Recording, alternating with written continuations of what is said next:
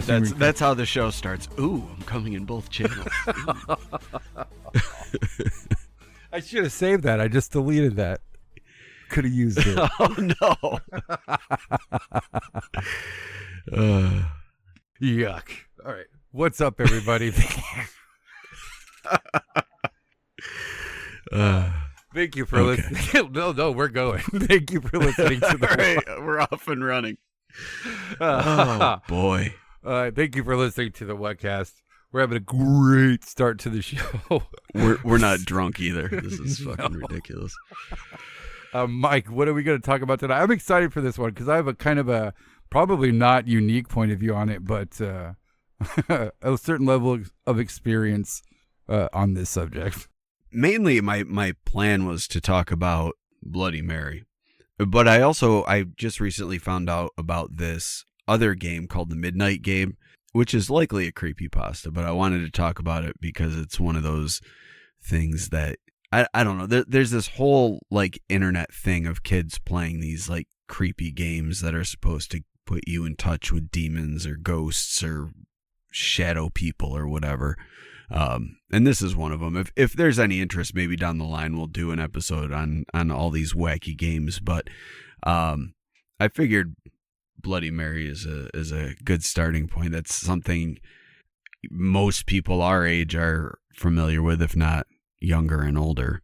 Yeah, when I sat down I wanted to see if I can find something else to talk about other than Bloody Mary, and I found like some things that there's not much information on it. It's a sentence, and it's things like Bloody Mary, but Bloody Mary sure is like the most famous. What would you call it? Like a entity that you can summon, a summoning.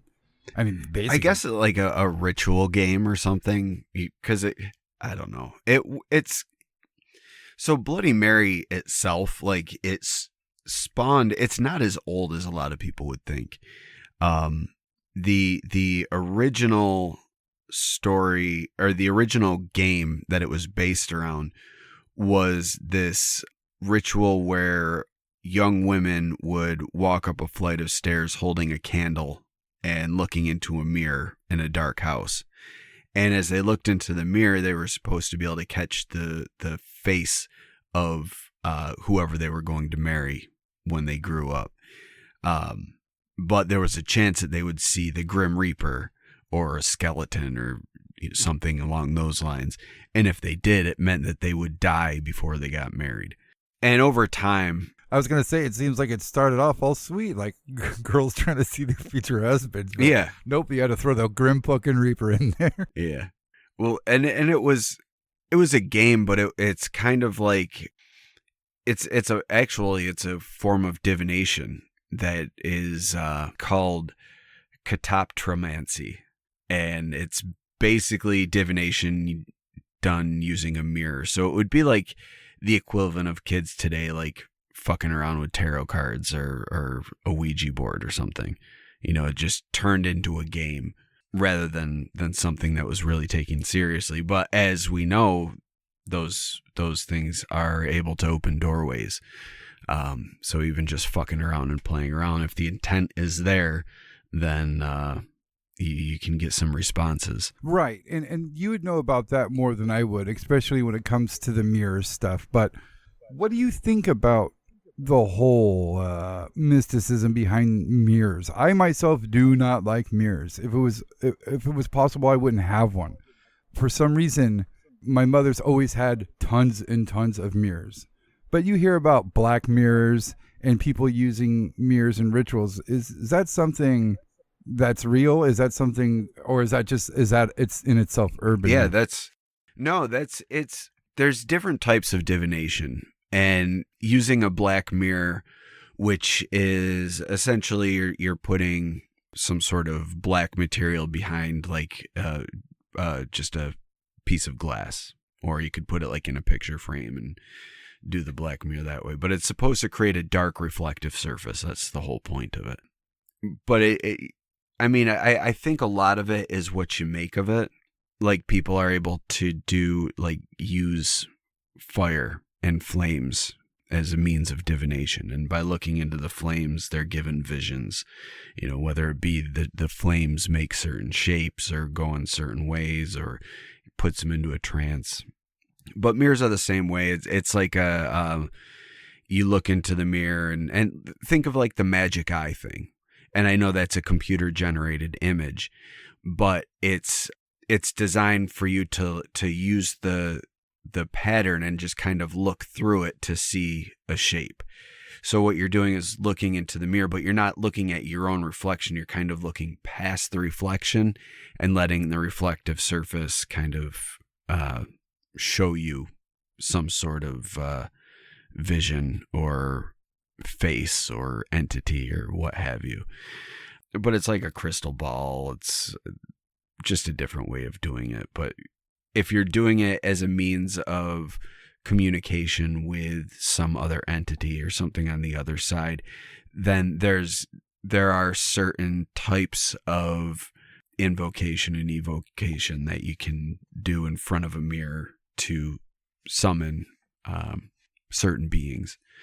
So the idea of like Bloody Mary or a Candyman, it's based in kind of some occult practices, but it's not like you're not going to go into a bathroom and participate in one of these summoning rituals or connection rituals and make contact with another entity and then have it appear behind you and disembowel you.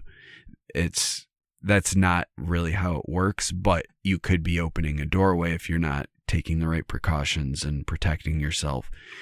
And it could lead to an infestation or a haunting or something along those lines, or Bigfoot in your bathroom. Because, as we know, Bigfoot is not Bigfoot. Which you will all soon learn. Yeah, part 2 coming soon. Do you have any personal beefs or apprehensions about mirrors yourself, knowing stuff like that can be done? No, not really. The only time I've ever had issues with a mirror is a time that I was kind of going through some shit and I took mushrooms.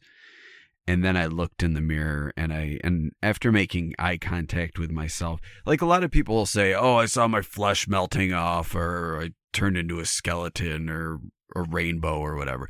It was nothing like that. I made eye contact with myself in the mirror and I felt like I was looking at an evil version of myself. Like it was me. There was nothing, like it's not like it was giving me a sinister grin or like looking scary or anything. It looked at me and I looked at it, my reflection. So I'm looking at myself, and just the look in my eyes gave me the impression that it was evil. So I'm like, well, fuck, the evil me is in there. But I kind of got lost in it, and I just stood there for like, I thought it was only a few minutes, but other people said it was like 45 minutes. All parties involved were tripping, so I have no actual way of knowing how long I was in there. But I kind of got lost in my reflection for a while, and then I pulled myself away. And once I pulled myself away, I had this really weird trip. Like it wasn't a bad trip. It was like I felt like after that I turned sober, and like I was just like I didn't feel like I was tripping anymore, but I felt like a huge sense of euphoria that I didn't feel previously. But other than that, no, I don't really give a shit about mirrors. The only time I ever look in the mirror is when I'm combing my hair or flossing, and that's really about it. So mirrors really don't matter much to me, I guess. I'm like, they don't freak me out at all. When I was younger, they kind of did, but I think it was just because I watched a lot of horror movies as a kid, and it just kind of resonated with me. Yeah, I bet. But I do remember the Bloody Mary story, telling it to my brother growing up. And we were kids. I would guess maybe 10. So he was probably 7 or 8, depending on what time of the year. But he was young either way. And I told him about Bloody Mary, and I dared him to go do it. And ended up freaking him out, and he went to my mom, and my mom's like, it's not real. And then I got in trouble for scaring my little brother, and I always used to do that shit. I don't know why. I just because we grew up so close together. We were just over 2 years apart. I remember one time, the hidden track on Undertow about the carrots and the life feeds on life, the whole thing. So I very quietly turned it on in our room when I was in middle school, so he would have been in like 5th grade probably.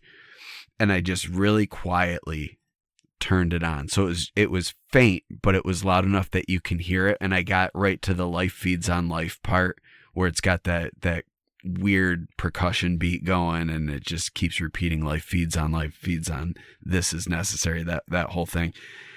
And he got so freaked out because I played it up like I had no idea what it was, and I was acting like I was freaked. So he runs to my parents, and then they come in. I turn the CD player off, and I'm like, I don't know. What a dick. Yeah, we had too much like real spooky shit going on to fuck with each other in that way. Yeah. I mean, little did I know we did as well. I just wasn't really dealing with it at the time, I guess. I mean, that actually would have been after I saw that ghost, though. Or I don't want to call it a ghost, the entity. Dun, dun, dun. Yeah. Yep. But yeah, to answer your question, it is based on actual occult practices. So that's a real thing. Well, real in the sense that it's a practice, not necessarily real as in, although it could be. I guess it's all based around your own personal belief system. Now, if you went to somebody's house for the first time and they just had a clear overabundance of mirrors, would that give you pause? No. You wouldn't think that they're practicing something? I would think that they were probably pretty vain. Unless they had them set up in like a ritualistic way. I would think they were either really vain or got down with the really freaky sex. Or maybe both. Yeah, maybe they come in both channels. I don't know. Yeah. Hey-o! You got to be here for the live recording to get that, folks. It's not what you think. I'm not that vulgar. You should know that. But it might be. It might be what you think, guys. He deleted it, so you'll never know. It didn't happen. Yeah. That's how you do that. Did, though. It did. So anyway, what do you know about Bloody Mary? Like, so I'm also curious about this, about different regional takes on Bloody Mary, because everyone is kind of different. So what was your experience with Bloody Mary?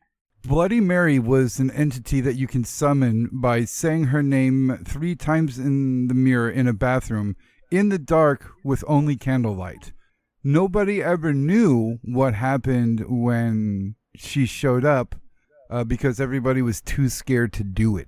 But she was supposedly a girl who either one, killed herself over a broken heart or was killed tragically. And I guess if you invoke her, she'll come back and seek her revenge. At the age, like I said before, we were having real spooky shit go on. So when we were young kids and we heard about or learned about Bloody Mary, we're not doing that at all. We're not fucking with anything like that. We eventually did do the whole Bloody Mary thing. But even then, probably from having more real experiences, I was able to deduce, like, if she kills you, how is the story out? You know, like, it's all stupid. This is not going to happen. So we did it and nothing happened. I was like, this is dumb shit. But we did that when we were older. But when we were young, we weren't going to fuck with that shit. There was a couple other people that all of a sudden you can say their name 3 times in the mirror and they would do the same thing. And they had a backstory. And I don't even remember what they were, to be honest with you. Yep. I remember talking to people when the Candyman movies and them actually trying it. I'm like, it's from a fucking movie. Yeah, I know. They're not going to actually put that in there. Come on, guys. Yeah, but it's just, and and they would try it and be like, yeah, it didn't work. I was like, no shit. I know. What was the end goal there? Like, we summon them and then we get murdered. Yeah, like death comes Good on upon you, us bud. all. Good job. I'm pretty sure I talked about it in a show some years ago, but we used to have a local one called Lonely Bull that if you went to this site, it was a specific site in our city. If you went there and you went into this wooden gazebo, looked out the window and said Lonely Bull 3 times, he would appear. And so we would always do it, nothing ever. Although one time there was a guy who walked by who was dressed in, like all dark tan or like a brown colored clothing that from a distance could potentially be like natural leather, maybe. So I'm like, oh my God, it's actually Lonely Bull and he's coming to kill. And no, it was, I don't know who it was, probably just some dude, but as a kid, I was like, it finally happened, but no, it didn't. But our version of Bloody Mary was basically the same. She would appear in your mirror and she would be all, a woman all covered in blood, and she would try to kill you, I think was the thing.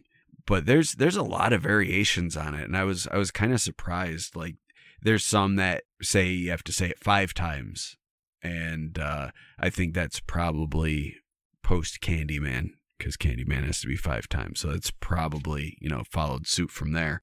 Sometimes you need a candle, sometimes you don't need a candle. Sometimes you have to say it fucking 50 times.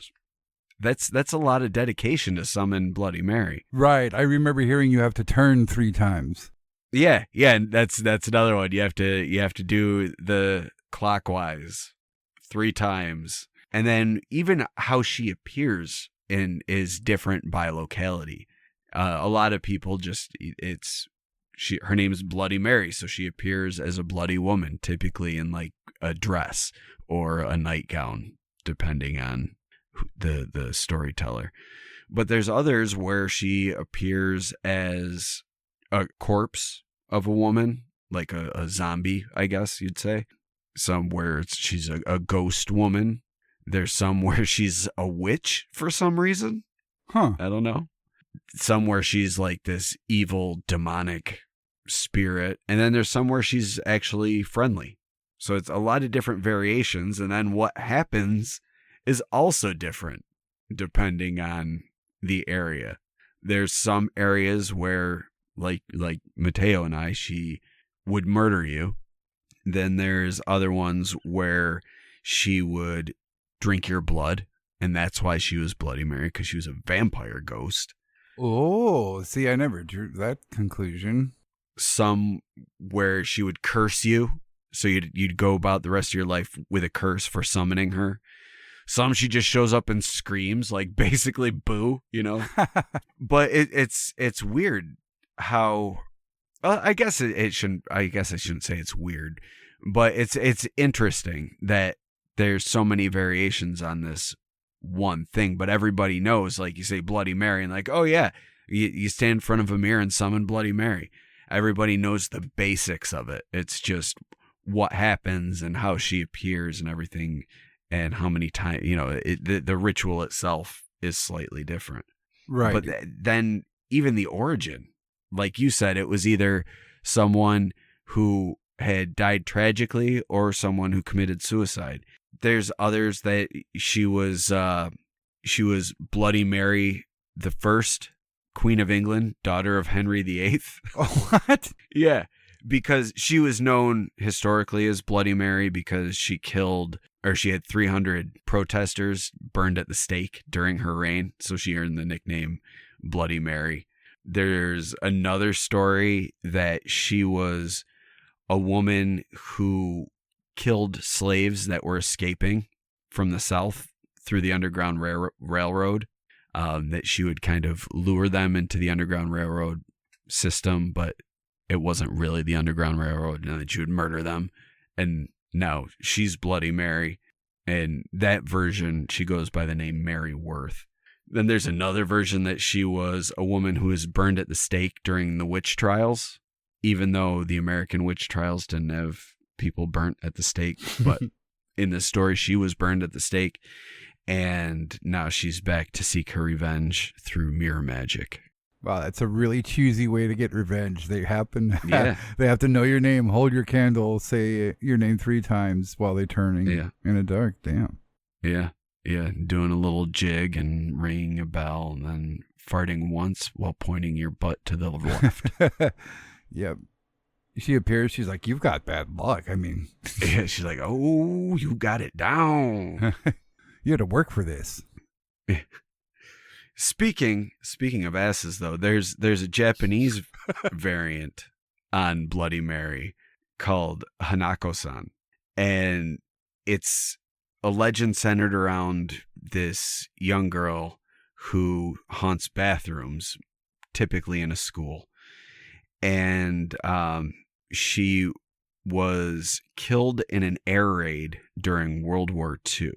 And apparently the story goes that she was apparently playing hide and seek during the air raid. She was hiding in the bathroom and died in the bathroom. With just like Bloody Mary, there's other variants on it. That seems to be the main one, but there's another variant that she was bullied at school and ended up going into the bathroom and taking her own life as a result of the bullying. There's another one that she was killed by her parent. There's another one she was killed potentially by a teacher, and another one where a stranger pulled her into the bathroom and killed her. But the story goes that this girl died tragically, however, and now haunts school bathrooms. And she is typically described the same way. She's got a bobbed haircut and is wearing either a red skirt or a red dress. And the ritual itself is that you have to go into the girls' bathroom, which if a school has multiple floors, you'd have to go to the 3rd floor of the school typically. Once you get to the bathroom on the 3rd floor, you walk down to the 3rd stall, and then you knock 3 times on that door, and you ask if Hanako-san is present. Ooh. And if she's there, then she'll reply back, letting you know that she's there. Basically, yeah, present. And then at that point, whoever summons her will witness the appearance of either a bloody or spectral hand, or Hanako-san herself may appear and pull the person that summoned her into the toilet, which leads to hell. The hell toilet? Yeah, the hell toilet. Or the craziest punishment of all, and you're going to love this one, the person that summoned her will get eaten by a 3-headed lizard. Yes. For no reason at all, just because you're invading her privacy. Yeah, that's what should happen. I need that to be happening in the world, and if you bother her, I think that's a good excuse. Yeah. So that it's just kind of I guess a different take on the same sort of story. Yeah, and it's interesting because I guess like I did a little reading on that, and that started back in the 50s. So I mean, it's another one of these long-standing ones. Miss Stephanie's talking about there's games made about this person and this legend. It's neat. I wish there was a Bloody Mary game. If there was one, it would probably suck ass, huh? I'm sure there's a Bloody Mary game. There's got to be one. Yeah. See, now Miss Stephanie's saying there's a whole anime of it. Now I want to watch it. Well, there we go. We got an anime of it. That doesn't surprise me in the slightest. But I'm sure there's all around the world there's probably similar stories like this, but I just remember as a kid hearing about the story, and just I knew that it wasn't real, but I kind of wanted it to be. And I don't know. I've always been weird like that, where like I like to be scared, and I want something to like really scare me. And I never thought that would work, and I tried it multiple times at multiple houses, and I've yet to see a Bloody Mary. So maybe she just doesn't like me. She's not into me. I'm not her type. Yeah. Mary, baby, if you're listening, just show me a little bit of love. Just give me a chance, Mary. Just give me a chance. Now, knowing about real summoning stuff, tulpamancy, all that type of stuff, knowing about real rituals that require the use of mirrors and things like that, do you see any correlation to the real stuff with doing these slight ritualistic Bloody Mary things? Like, I mean, with the Ouija board, there's no gray area. It's something that was used in seances back in the day. That's what its purpose was, and now you can buy it in the board game section. Is there anything that could be actually dangerous with doing that, comparing it to actual factual rituals and mirror magic? Well, the way that I say it is anything can be dangerous if you're not careful. And if you're just like fucking around and trying to do some like really heavy spell shit, then without doing, the proper work that goes into it ahead of time and taking the proper precautions to protect yourself, then you may be opening yourself up to something. It's not going to be something like Candyman where you're going to get killed, but the potential is there for, like I said earlier, an infestation or a haunting just from fucking around. And it's like that with Ouija boards too, though. If you're not going to be responsible with a Ouija board and you're going to seriously try to do something with it, but not give it the proper respect it deserves, you could open a gate that you don't know how to close. What I always, the way that I feel about the occult and especially any sort of summoning rituals or spells, is do more work than is needed before you do any of that. Don't get into it thinking, oh, I'm going to talk to a demon. A lot of these entities, especially the more powerful ones, aren't there to have their time wasted. So if you're just fucking around and you're not offering anything, they're going to take something. And whether it be your energy or, there's a lot of things that could happen if you're not respectful and careful while doing these sorts of practices. Which is also not to say that it's something that you necessarily need to avoid. If it's something that interests you, then by all means get into it. Just make sure you're well read on the subject, you know what you're getting into, and you're able to perform every step of the ritual or spell. Look at Ash in Evil Dead. He fucked up the one word. Yeah. And as a result, things went to shit. Don't fuck up the one word. Take the time, learn what you need to learn, and know how to protect yourself if it interests you. People have been claiming to connect with entities for centuries. Mm-hmm. And whatever it is, I mean, I get a lot of shit for this, but I was raised Catholic, so that's kind of my frame of reference. But having learned about different facets of occult later in life, after I kind of got out of Catholicism, I started to realize how much the Catholic Mass and practices are very close to occult practices. And like when you're praying and you're sending your prayers to specific saints or specific angels, it's no different from somebody else working with a demon or an angel or some sort of spirit guide or entity. And it's all very, and the Mass itself is it's a group ritual.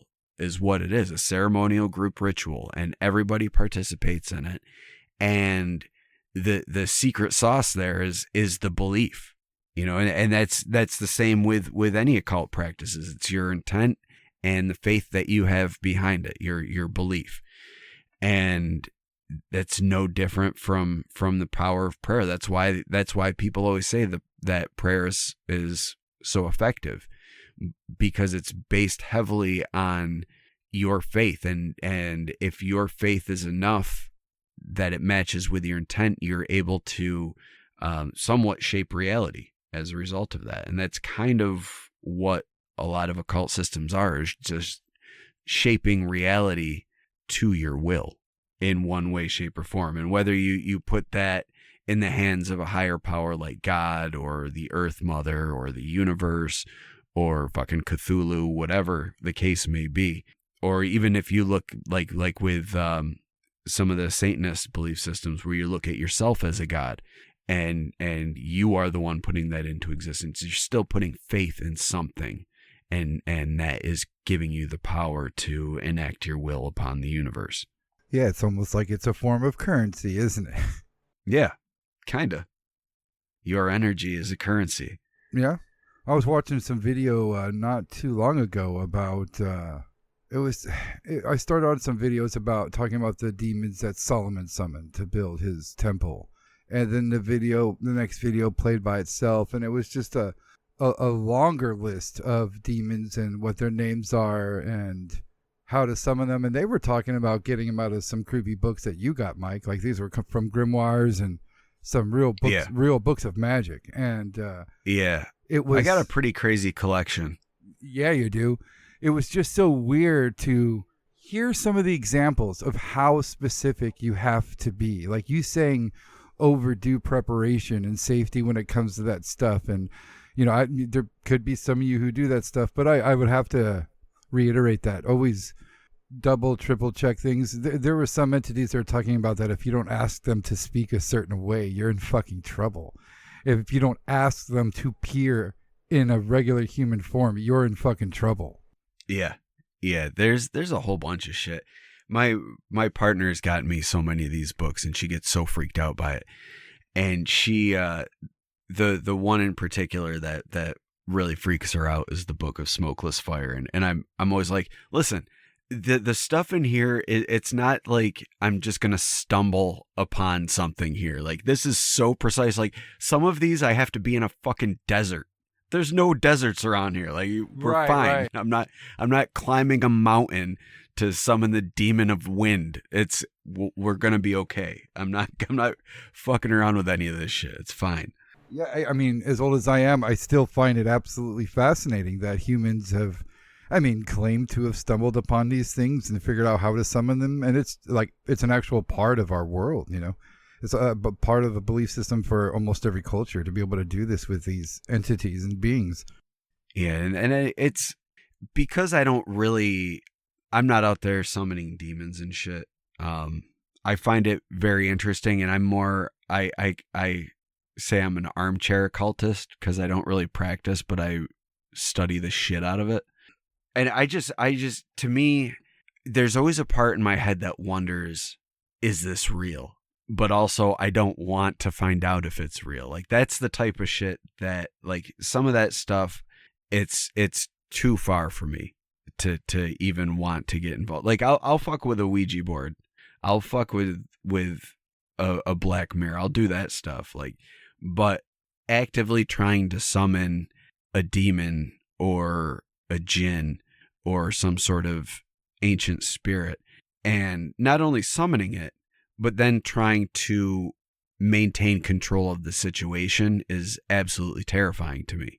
And I don't want to do that. Like, I'm good there. I don't need to know whatever knowledge they're going to impart upon me. Except for Stolas. Stolas, I'll hang out with him all day. He's the owl one. Oh yeah. Yeah. Steph knows what's up. Yeah, it's reading some of these things, and I've looked into that stuff a lot too. I people always say you don't know how you'll react. recently gone through that. Somebody saying, you don't know how to react if you go through this and went through this. And I was like, see? And I think most people would blow it when a 7-foot tall man in a robe that has the face of a lion and like a man's face coming out of that cheek of that lion that has bat wings and like a whip of leather. I don't think there's too many people who are going to follow instruction properly after just seeing Right. Yeah. Well, and not only that, but just what it takes to like there's some rituals you need to abstain from everything, and like no water, no drinking anything, no eating anything, no sex, no getting high, nothing. Like abstain from completely everything. And then you have to go through this whole ritual process. And even then you've got to get everything precise. And after that, there's still no guarantee. Like there's been people that tried certain rituals for years and weren't able to get through it.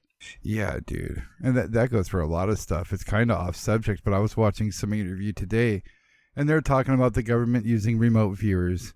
And he was dropping names, so I kind of want to read into it. What's up, Sam? I see you in there, buddy. He was talking about certain remote viewers that went to the moon. And when they got there, they observed slave labor going on. And funny enough, they said that it was the Nords doing the slave labor. And this is right after they went to the moon. So they wanted to go back, but they decided to use remote viewing, I guess. But one of the Nords noticed this remote viewer and told him, you are not supposed to be here at all. And they sent back a couple remote viewers, and each of them came back with a warning of do not come here again. Do not come here again. And they sure sent somebody else, and they said that they were able to imprison him while in this remote viewing form. And they say he's at some facility in Colorado. His family was told that he died, but he's in this vegetative state. So even messing with... That's fucked up. That's so fucked up. Yeah. So even messing with that stuff that people think, professionals think they understand, tragedy can happen. Yeah. That's kind of... Did you ever see Insidious? No, sir. So the first one is about this kid who's able to astral project. And at one point, he gets lost outside of his body. And so he goes into this catatonic state. And he's basically in a coma. Meanwhile, his astral body is just like out in the astral realm chilling with ghosts and shit. And because his body is left open, other entities from this place that he's in are able to come through his body like an open doorway into the house. Yikes. Yeah. But that's it's similar in that he was outside of his body in a way and was kind of held captive against his will while he was out of body. But how fucked would that be if there was like a one of these MK Ultra offshoot programs where they were teaching people to project, and when the person got too far gone, they're just like, no, we're not letting them back in their body. Oh, and they're able God. to somehow block them from getting... Imagine how terrifying that would be, though. Like, now you're this ethereal form loosely tethered to your body, but you can't get back in. Ugh. That sounds like That's, the year like 3025's like life sentencing. They just shoot you into astral space and cut off the connection. yeah. And then, yeah. Can you imagine like having a dream? And we've talked a lot about dreams, like my issues with sleep, and we talked to Kev and stuff about all that. But just imagine being in a dream and not liking it, doing the things necessary to take control of that dream, and having somebody in the dream just turn around and being like, somebody get him. Yeah. Or yeah, that'd be even worse. They fucking imprison your astral body. Yeah. Now you're trapped in astral jail. Yep. Just like ethereal handcuffs appear. They put them on you. They slam you on the ground. There's suddenly 500 people putting their foot on your back. Yeah, it's like the Matrix. Yeah, fuck that. Yeah. No, thank you. So what's this other type of story that you wanted to cover? Oh yeah, I forgot we had another thing to talk about. I got lost in the and the weirdo magic stuff. So have you ever heard of the Midnight Game? No, and there's so many of those new I know blank game things that go around, and even if they're like like BS creepypasta or not, I know there's some that existed before the internet, so I give those some credibility. Yeah, I mean, I really at the end of the day, it's just kind of it's one of those games that maybe potentially summon something, but it's just one of those scary games that kids play when they're young and dumb. But there's like Mateo said, there's a shitload of these. If you guys ever want us to do a full episode on these stupid, dumb, scary kid games, just let us know. Leave comments, emails, smoke signals, whatever. Teach your baby sign language. Let us know. I'll do a episode on it. But this particular game, the Midnight Game, was, well, I'm going to be real. It was very likely created in 2010. That's the first time it appeared on the internet. But the story of this game is that it was an old pagan ritual that was used as punishment for those who disobeyed their gods. And anybody that would have gone against the will of the gods had to play their version of the Midnight Game. And if they survived, then they were, they were viewed to be worthy of remaining with their people. If not, then they clearly angered the gods and they were killed as punishment. But it's a really basic game. You can play it alone. But if there's anybody else in the house, whether they're aware of the game or not, if you start playing the game, they are now involved in that game. Oh, shit. So, they could be sleeping peacefully, not knowing that they're about to be tormented or killed or cursed or what have you by the Midnight Man. The Midnight Man? Yep, the Midnight Man. Oh, shit. I would say it would sound like it's a cool comic character, but it is a cool comic book. Yeah. I mean, the episode is Bloody Mary and the Midnight Man. Like, it really sounds like a comic book crossover. Yeah. But for this particular game, you only need a few items, a few ingredients. You need one candle. You need either a lighter or a book of matches, a piece of paper, something to write with, a pin, a closed wooden door, and salt. Shit. So the whole game, you need to begin the game before midnight. And just so you know ahead of time for those playing along at home, you need to start before midnight, but it needs to, the entire thing needs to be done exactly when the clock chimes midnight. So make preparations to, maybe practice ahead of time. I don't know. I'm not your mom. Do whatever you want. Step 2. On that piece of paper, you will write your full name.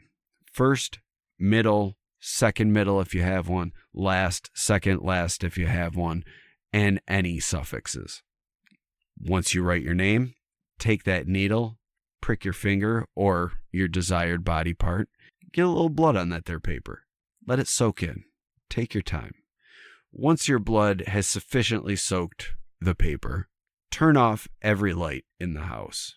After you've turned off every light, take your bloody paper that you've previously written your entire name on it, place it in front of a closed wooden door, light a candle using your matches or lighter, and place that candle on top of the paper. For safety measures, if you're using something that's not already contained, please put it in a candle holder. You don't want to burn your house down before you get to the Midnight Man part. That would be, you're going to have an even worse time. So just don't do it. After you've lit the candle, knock on the door 22 times.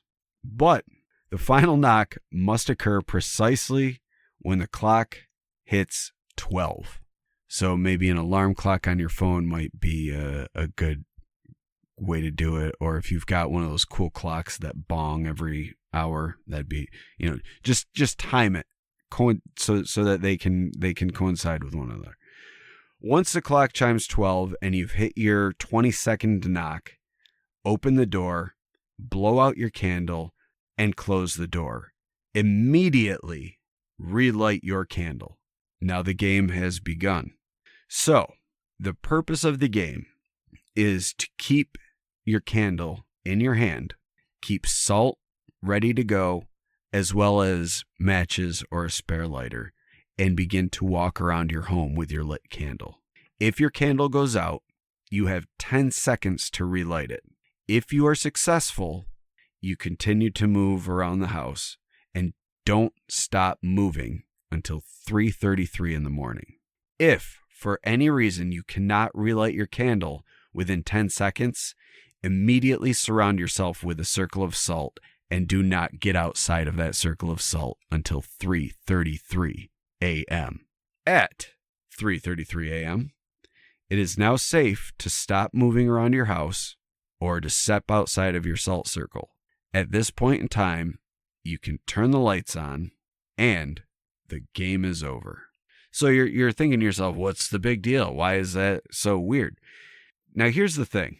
When you're knocking on that door, you blow out your candle, open it, close the door again, and then relight it. You've invited the Midnight Man into your home. The goal of the game is to avoid meeting the Midnight Man in the dark. So you're continually moving around your house. What? So it's difficult for him to find you. No. If you stop moving, he will catch you. Oh my God.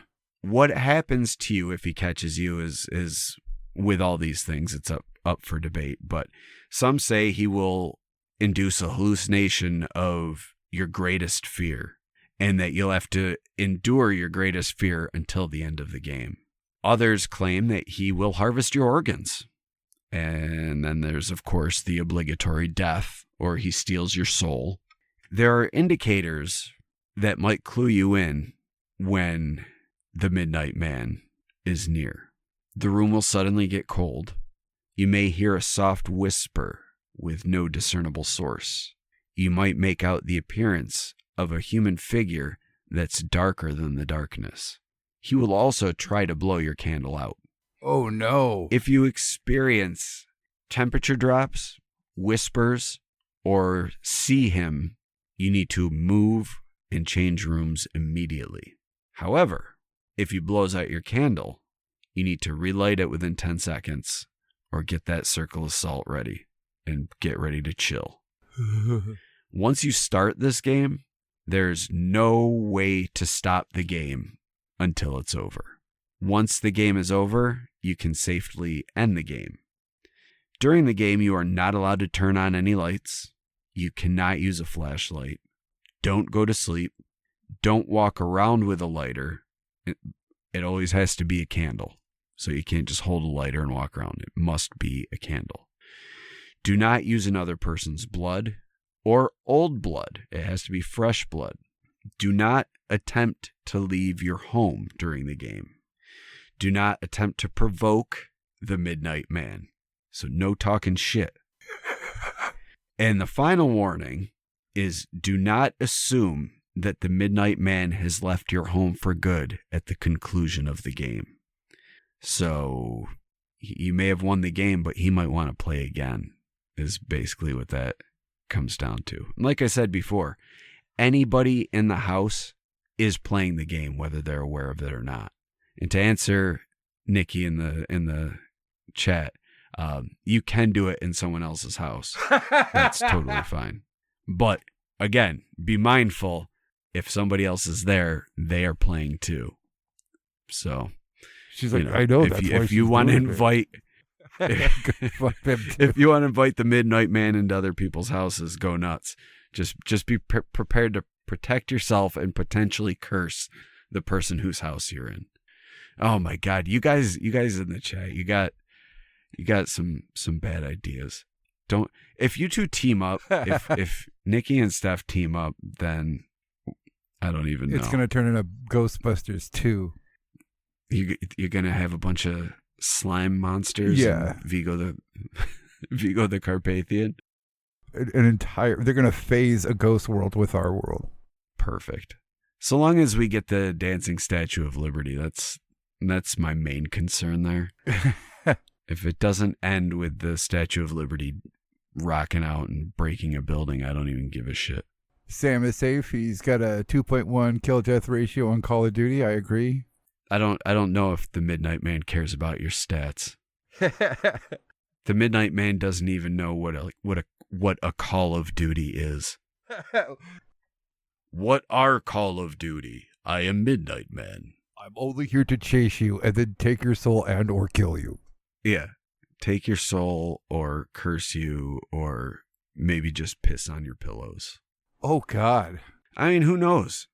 The Midnight Man works in mysterious ways. Can you imagine you just do this ritual and nothing happens and you like say fuck it and 4 hours later go to bed and you lay down and your face all is your wet? Pillows are soggy and smell like piss. Oh. Like, curse you, Midnight Man! So it did work. You just hear this little... You're like, what is that? It's the Midnight Man giggling as he pisses on your pillows. That pissy bastard. Yeah, fuck that guy. Or at least he doesn't wait till you go to bed and do it. Hey-o! Maybe he does. Maybe he does. Maybe he comes in both channels. Who knows? Thank you for listening to the Whatcast. You can find us on Twitter, Instagram, Facebook, iTunes, and YouTube. Enjoy the podcast. Get yourself a Whatcast t-shirt or a sticker pack. Who was that dude on that one episode? Try the links in Homie's page. All this and more can be found at www.thewhatcasters.com. Thanks again for listening and have a great week.